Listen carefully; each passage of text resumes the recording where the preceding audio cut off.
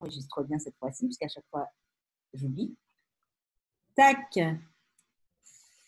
Hello Astrid. Alors, hello tout le monde. Je suis en compagnie aujourd'hui de Yeza pour la reprise de nos petits rendez-vous hebdomadaires. Alors, attendez, parce que j'ai le ventilo. Hop. De j'ai perdu le fil. Du talk Sublime ta vie. Donc, aujourd'hui, je suis avec Yeza.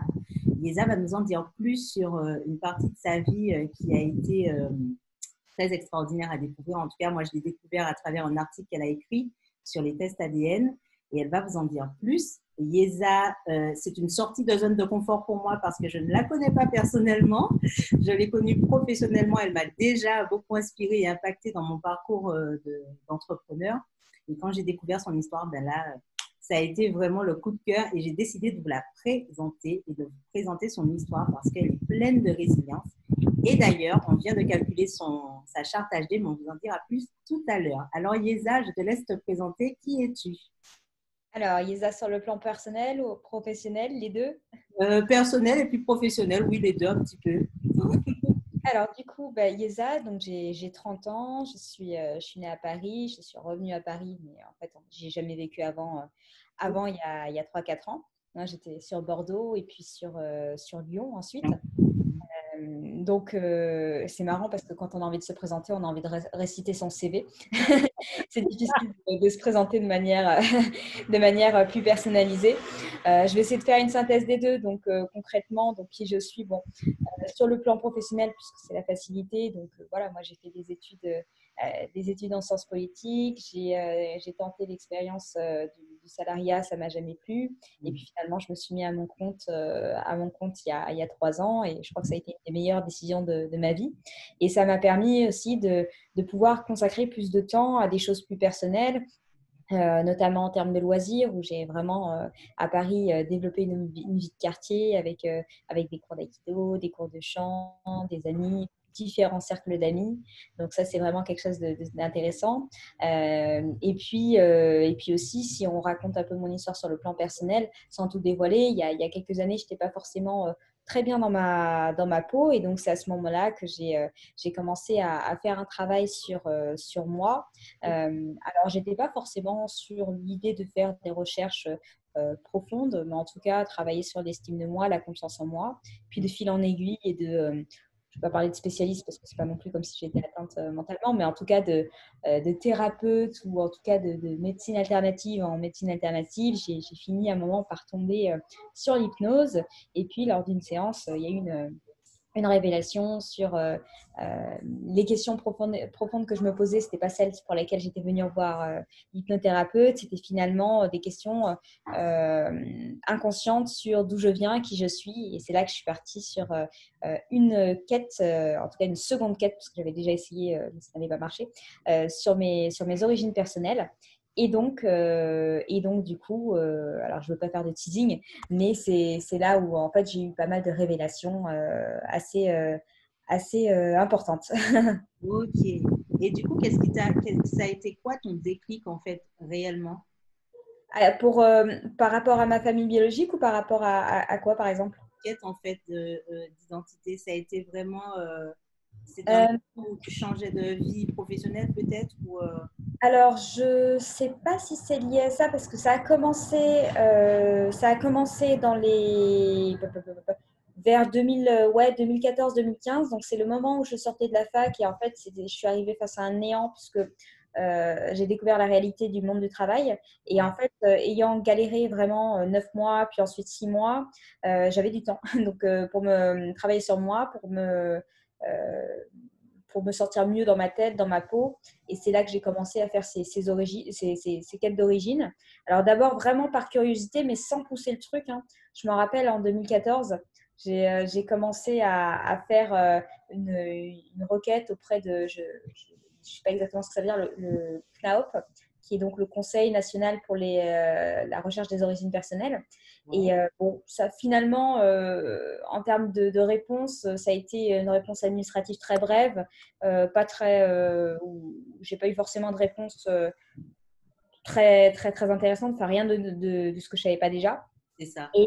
Ouais, et donc à un moment, j'ai abandonné. J'ai abandonné, je me suis dit, bon, bah, c'est pas grave, de toute façon, je ne saurais pas.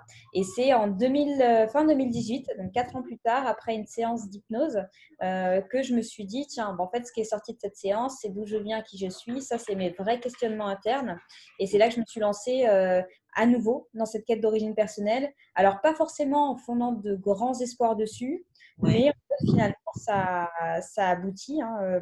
J'ai d'abord commencé à regarder un petit peu des groupes Facebook d'adoptés, d'enfants nés sous X. Il y a une dame qui m'a conseillé et qui m'a dit de faire des tests ADN. Donc, elle m'a dit comment il fallait faire, lesquels il fallait faire, donc ce que j'ai fait. Et je m'étais dit, bon, bah, de toute façon, au moins, je saurais les origines ethniques. Bon, je savais déjà une partie, est-ce que je suis d'origine algérienne, mais je ne savais pas si c'était en partie, les trois quarts, ok. rien. Et puis, comme en fait, dans la rue, les gens ne pensent pas que enfin, me donnent pas physiquement des origines du Maghreb, forcément, on peut se poser aussi des questions. Donc, donc c'est pour ça. Donc, j'ai fait ces tests-là. Donc, en termes d'origine, bon, bah, il n'y avait pas d'erreur, hein. C'était 98% Algérie. Donc, voilà. Ok.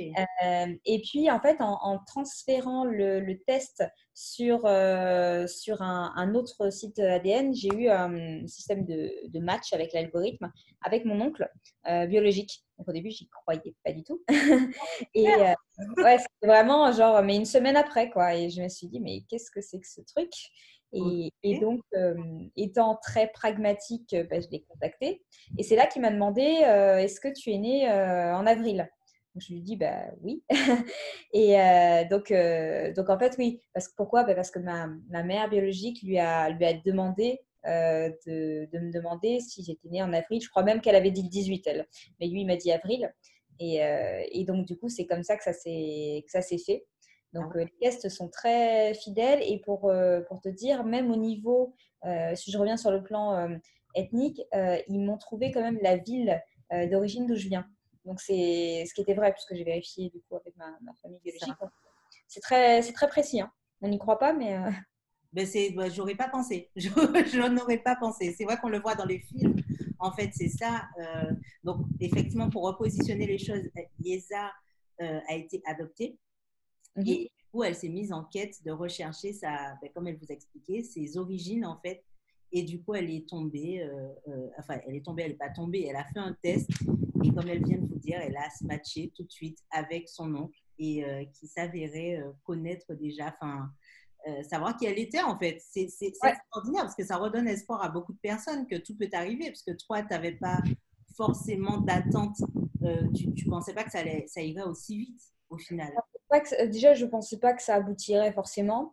Et je ne pensais pas évidemment que ça serait aussi rapide. Non, non, j'ai vraiment de la chance, hein, parce que pour connaître d'autres enfants adoptés, puisque je suis aussi dans une association qui s'appelle La Voix des Adoptés, Ok. certains n'ont même pas connaissance de leurs origines. Donc, c'est encore pire, entre guillemets. Et du coup, c'est même pas forcément sûr que leur famille soit connectée, entre guillemets, et dans la logique de faire des tests ADN. Donc, Exact. moi, j'ai vraiment eu de la chance de tomber sur des gens qui qui avaient un intérêt pour la généalogie et Voilà. qui finalement ont fait des tests. Mais si tu prends des gens qui viennent, par exemple, de milieux très défavorisés, qui n'habitent pas en France, ce qui n'est pas mon cas, puisque maintenant, ils sont tous en France, enfin, une partie est en France. Ah oui, Euh, d'accord. ouais, ma mère biologique et mon oncle et une partie de la famille est à côté de Paris. Donc du coup, c'est vrai on a une petite. Enfin, c'est plus simple. Voilà, tout ça pour dire que s'ils venaient du fin fond de l'Algérie, clairement, ils n'auraient pas payé un test ADN à presque 100 euros. Euh, Ouais. donc, C'est euh, ouais, ouais. Moi, c'est vraiment un coup de bol, quoi. Pas coup de bol ou pas coup de bol, je sais pas. En tout cas, c'était le moment. C'est comme si l'univers te disait c'est bon, c'est le moment, donc vas-y, c'est bon. Exactement. C'est exactement ça. Et du coup, comment, parce que j'imagine, est-ce que tu as été au courant tout de suite enfin, est-ce que tes parents adoptifs t'ont informé tout de suite que tu étais une enfant adoptée? Oui, oui, non, enfin, je l'ai toujours su. Alors, je ne sais pas quand je l'ai su, mais pour te dire, je pense qu'ils ont bien fait ça, bien fait les choses dans la mesure où j'ai jamais eu de moment choc où j'apprends quelque chose comme ça. Ah, Ça a toujours été là. Et puis après, on va pas se mentir, ma couleur de peau fait qu'à un moment, tu peux pas mentir, quoi. c'est ça, d'accord. Et est-ce que dans justement ton évolution en tant qu'enfant, puis adolescente, puis jeune femme, Est-ce qu'à un moment donné, tu as senti ce manque dans ta vie, dans ton identité, dans tes origines, en fait, justement? Parce que si je comprends bien, tes parents biologiques n'ont pas la même couleur de peau que toi. Est-ce que ça a été pour toi… Oui, oui, pardon, adoptif. C'est Pas ça. biologique. Mais est-ce que ça a été on va dire, un gouffre identitaire, en fait, pour toi, pour pouvoir évoluer, te construire, en fait, en tant que femme? Alors, oui et non. En fait, c'est, comment dire, quand tu es adopté, il y a une pièce du puzzle qui manque. Donc, ça t'empêche pas, enfin, moi, ça m'empêchait pas de vivre au quotidien, tu vois, je me réveillais pas la nuit en me demandant d'où je venais.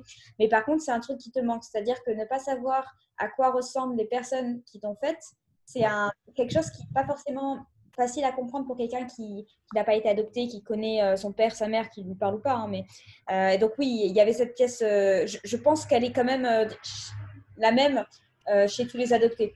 Il y a ce besoin d'identité, de quête de sens, parce que si on ne sait pas d'où on vient, comme disait un de mes hypnothérapeutes, j'en ai vu deux, il me disait si en fait on ne sait pas d'où on vient, on ne sait pas où on va en fait, et on ne peut pas avancer. Donc finalement, je suis contente d'avoir eu ce point-là, ce mystère résolu. C'est ça, c'est exactement ça. C'est vrai que on se rend pas compte, mais par exemple, je sais que moi, c'était la perte de mémoire et c'est pas exactement le même processus, mais je me souvenais pas d'où je venais ni de mes parents et ça a été un processus d'adoption inversée en fait. C'est-à-dire que j'ai dû adopter mes parents, adopter là d'où je venais et Ah, mine énorme. de rien, c'était pas confortable en fait parce que du coup, j'avais cette pièce-là qui me manquait. Et c'est pour ça que je dis souvent, j'ai beaucoup, d'ailleurs, il y en a une autre que je connais très bien qui s'appelle Marie aussi. Toi, c'est ton deuxième prénom. Mais c'est vrai que il y a ce côté où j'ai toujours je ne vais pas dire une affinité, oui, c'est une affinité. Enfin, il y a quelque chose qui se passe avec des personnes qui ont été adoptées parce que longtemps, je me suis considérée comme une orpheline, en fait, au début. Et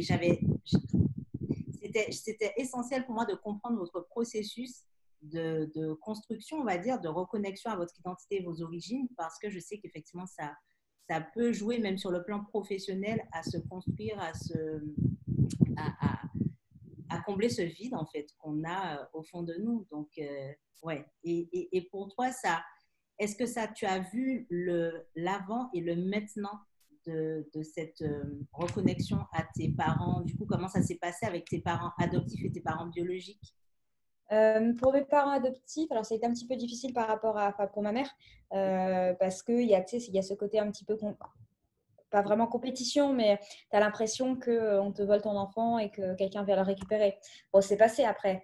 Mais c'est vrai que ça a été un petit peu difficile pour elle. Pour mon père, c'est différent parce que, bon, déjà, pas forcément peut-être la même relation entre père-fille et mère-fille. Et puis en plus, comme ne connaissant toujours pas et ne voulant pas non plus connaître mon géniteur, je connais que ma mère biologique, hein. Donc il n'y a pas de compétition entre guillemets non plus. Et pour ma mère biologique, ça a été un choc pour elle, évidemment, hein. C'est un truc qui a été difficile. La première chose qu'elle m'a dit, c'est je t'aime ma fille. Je dis, oh, qu'est-ce que je fais? Et donc voilà, ça a été difficile. Mais maintenant, ça s'est un petit peu temporisé. Après, on se voit pas, tu vois, on s'est pas vu beaucoup, hein. On habite à côté, mais on s'est vu 2 fois en un an, quoi. Donc, c'est assez, c'est pas énorme. Mais bon, elle prend des nouvelles régulièrement, on se donne des nouvelles régulièrement. Ok. Et aujourd'hui, pour toi, ça a été quoi quand on parle de sublimation, c'est-à-dire de transformation, de transmutation de ce qui t'est arrivé? Est-ce que tu considères aujourd'hui qu'avoir vécu ce processus a renforcé ta capacité de résilience ou en tout cas a renforcé quelque chose de palpable dans ta vie en fait? Alors, la question que je me pose, c'est est-ce que la résilience fait forcément partie des adoptés? Ça, c'est une question, c'est une vraie question, hein, que je pose comme ça. Ouais. Je ne sais pas, on dit souvent que c'est le cas. Pour ma part, oui, je pense que je suis quelqu'un de résilient dans le sens où, dans ma vie, en dehors de l'adoption, il y a quand même il y a eu d'autres moments difficiles et à chaque fois, je rebondis. C'est-à-dire que oui, il y a un moment où voilà, tu t'as pleuré. Et après, par contre, moi, j'avance toujours. C'est vraiment, il y a toujours ce côté-là, que ce soit dans l'entrepreneuriat, que ce soit dans la vie perso. Chaque coup dur et à un moment, il y a ce moment où tu as besoin de faire encaisser. Et une fois qu'il est encaissé, généralement, c'est assez rapide. On avance, quoi. Ok. Et du coup, dans ton évolution, parce que moi, du coup, je te connais du côté professionnel et je vois effectivement cette facilité que tu as, en tout cas de ce que je perçois, à rebondir, à te réinventer s'il le faut, à te remettre en question. Enfin, voilà. Est-ce que tu considères que cette étape de ta vie, de retrouver ton identité, tes origines, a renforcé le domaine dans lequel parce que je t'ai connu quand même par rapport au branding, donc c'est quand même l'identité de ta marque par rapport à qui tu es. Est-ce que tu sens qu'il y a quand même un lien entre les deux? Entre mon histoire et ma communication? Oui, ou même ton histoire et ta façon de travailler en fait. Alors, aujourd'hui, je communique en tout cas sur mon histoire. Avant, je ne le faisais pas trop parce que je voyais, enfin, j'avais rien à dire parce que j'avais rien trouvé. Mais aujourd'hui, oui, oui, alors, je ne dis pas que je l'instrumentalise, c'est pas du tout le mot. Mais ce que je fais, c'est que oui, j'en parle, ça fait partie de moi, ça fait partie de ma marque. Alors, attends, redis-moi ce que c'était la question Le, parce que je pense que j'ai peut-être répondu à côté. le choix de ton domaine, justement, le choix de ton domaine d'expertise par rapport à, par exemple, au branding, à aider la plupart des personnes à, à avoir de la cohérence entre l'identité de leur marque, de leur entreprise et elle-même, est-ce que tu Ouais. considères que c'est en lien avec ton histoire de vie? Alors, je sais pas consciemment en tout cas. Pas consciemment, dans le sens où j'ai pas forcément pensé à mon histoire pour développer tout ce qui va toucher au branding. D'ailleurs, le branding, ça s'est développé vraiment par hasard. C'était même pas pensé au début. C'est juste de fil en aiguille. Je me dis, voilà, tiens, je vais faire ça. Et c'est-à-dire que je me suis pas posé la question de est-ce que je suis légitime ou pas. Enfin, moi, j'y vais. Donc voilà. Mais non, non, ça n'avait pas forcément de lien puisque je n'étais pas au courant de d'où je venais. Et puis, non, non, c'est un truc qui a été, si tu veux, le fait que je sois adoptée, à un moment, je pense que je l'ai un peu mis entre parenthèses dans ma vie. Il y a eu des pics comme ça ou de questionnement, puis après, ça baisse, quoi. Et jusqu'au moment où j'ai eu la réponse. D'accord, ok. Et euh, quand tu as parlé de ton processus de test, en fait, tu parlais de quelque chose qui a été vachement dur psychologique. Enfin, le cheminement a été vachement dur psychologique. À quoi tu faisais référence justement par rapport à ça? Qu'est-ce qui Euh, est dur pour toi? Au niveau des tests, Oui, ben, en fait, t'as pas de, on va dire, t'as pas d'assistance psychologique si tu veux quand tu fais ces tests-là. Donc, je dis à toute personne qui veut faire des tests ADN, soyez prêts mentalement si vous voulez faire un test parce que c'est un algorithme qui va vous trouver votre match. Il va pas vous dire attention, ça va être difficile, voilà. Donc, en gros, il faut bien le savoir. Et donc, c'est ça qui a été difficile parce que bon. Si tu veux, là, pour rentrer clairement dans des choses un peu plus intimes, je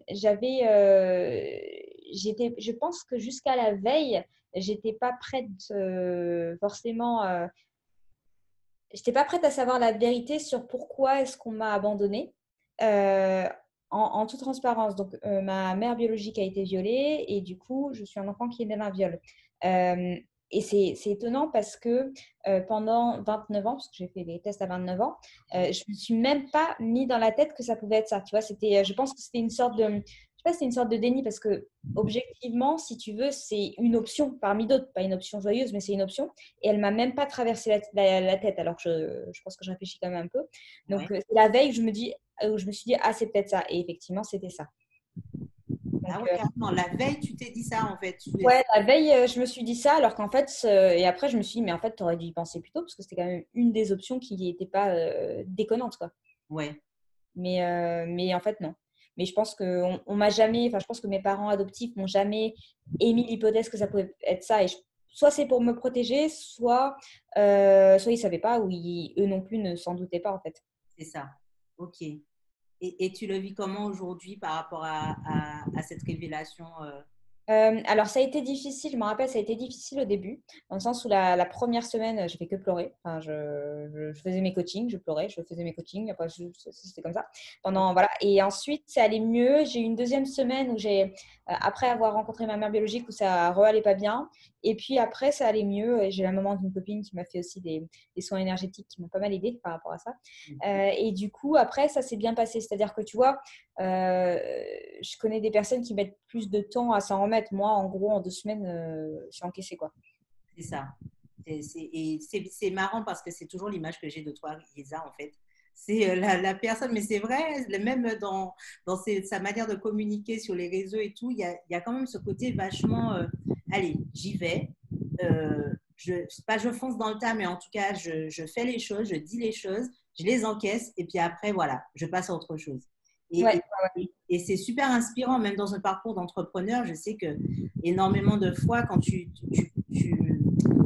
comment dire, tu partageais avec nous justement là où tu avais échoué, là où tu t'étais trompé, là, et tu rebondissais comme ça, ben ça inspire parce qu'on se dit, ok, d'accord. Donc elle n'est pas en train de nous dire que ça sera lisse, mais elle est en train de nous dire qu'il y a possibilité de rebondir même dans l'entrepreneuriat et même les domaines dans lesquels tu étais très dans l'économie sociale et solidaire, justement, je crois. Oui, c'est bien ça. Au début, ouais, j'ai commencé comme ça, ouais. Et c'est ça, et le côté activiste, pas extrémiste justement, mais dans le sens où il y a quand même de l'émotion, il y a quand même de l'humain derrière, parce il y en a aussi qui n'ont pas beaucoup ça dans ce genre de domaine, eh bien ça donnait en fait du peps. Et je crois que c'est ça qui m'a le plus impacté même dans tes formations, parce que tu montrais effectivement que, ok, on tombe s'il le faut, on tombe, on s'écroule, et puis on se relève, et puis on continue, et puis voilà.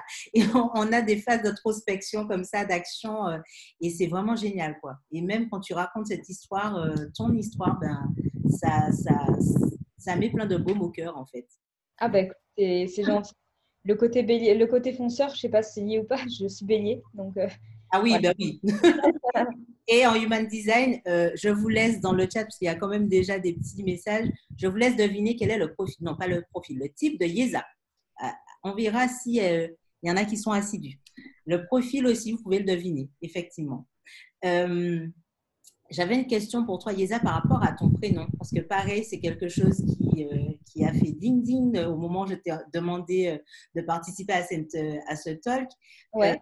c'est que j'ai vu qu'effectivement, ben, quand j'ai vu ton nom, Yesa Marie, moi c'est Lia Marie, et tu as partagé aussi sur l'histoire de ce prénom, en fait, que tu as, je crois, changé ou interverti, je me souviens. Ouais, alors c'est pas moi qui l'ai fait parce que Oui, j'avais 3 mois. Mais du coup, oui, alors Yesa, c'est le prénom donc, que ma mère adoptive m'a donné puisqu'elle avait une élève qui s'appelait Yesa. En fait, mes 2 parents adoptifs sont profs d'arabe.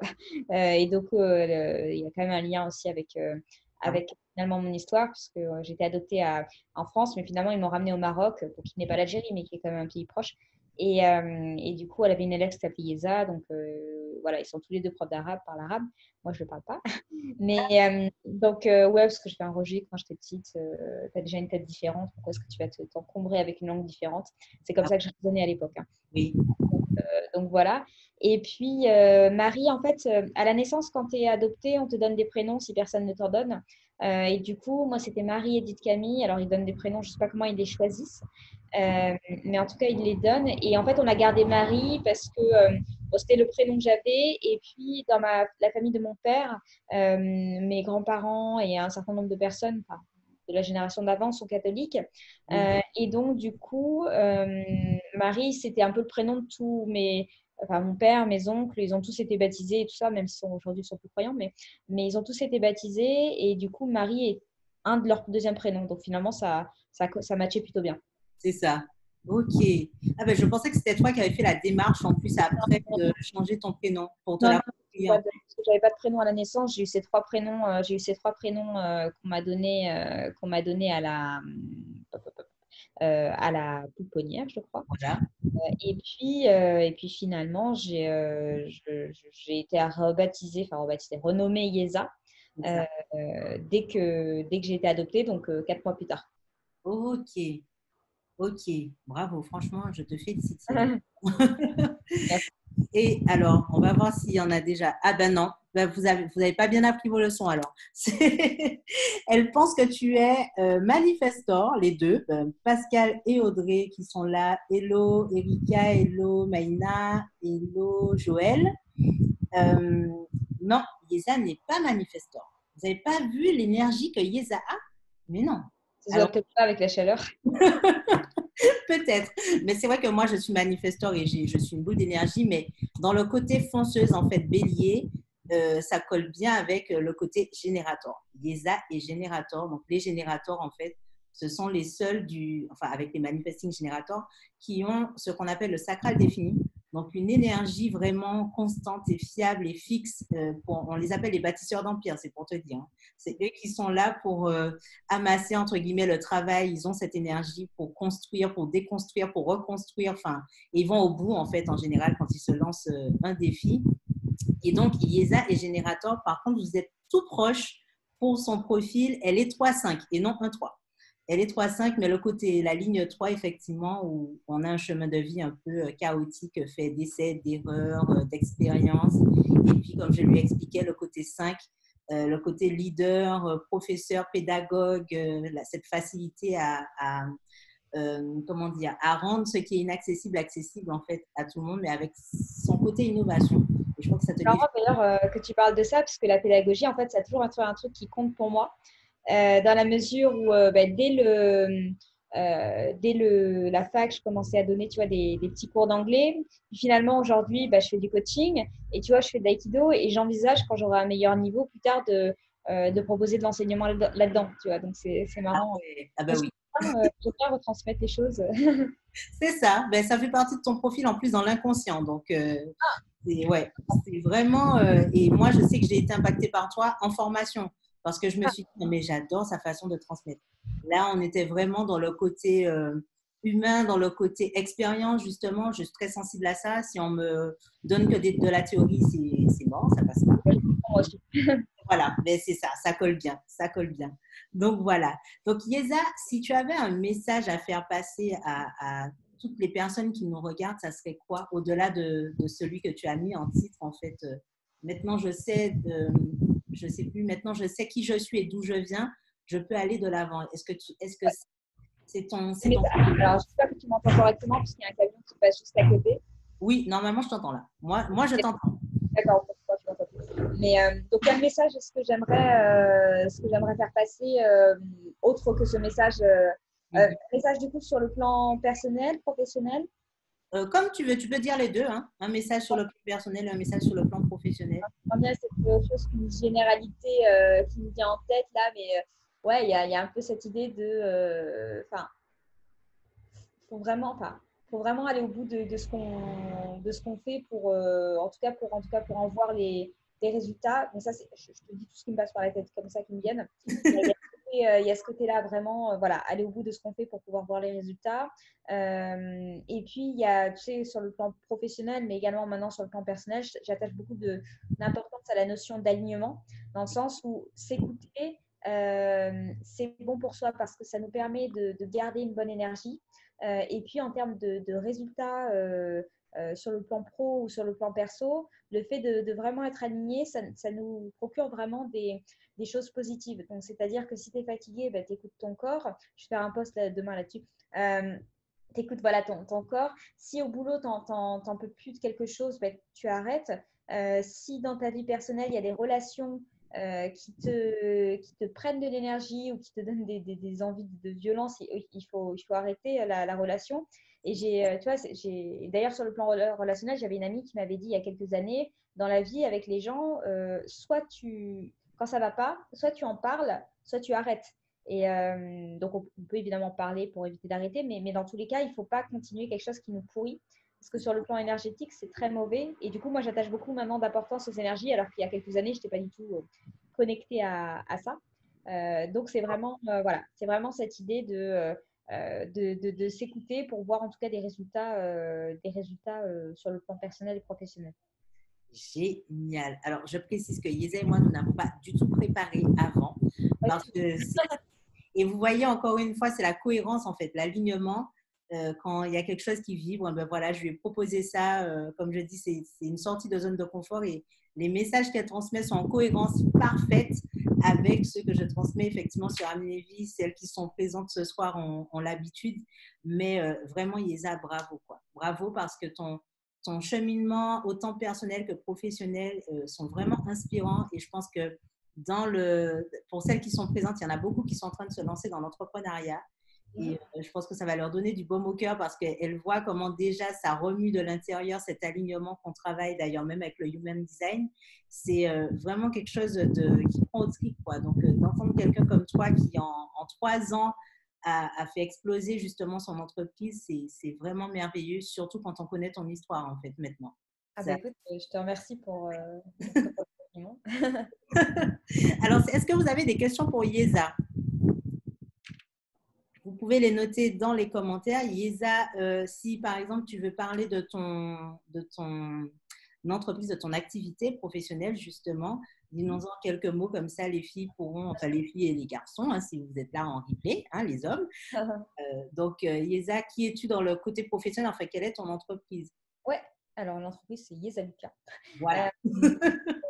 Donc oui, en fait, moi, donc je suis coach pour entrepreneurs, donc j'aide des indépendants à développer leur activité. Alors moi, ma marque de fabrique, c'est vraiment de dire que, ce qui est vrai d'ailleurs, je les aide à trouver, à attirer des clients sans avoir à démarcher, sans avoir à prendre leur téléphone, et ça grâce à leur personnalité. Donc il y a quelque chose effectivement d'aligné avec ce qu'on vient de dire.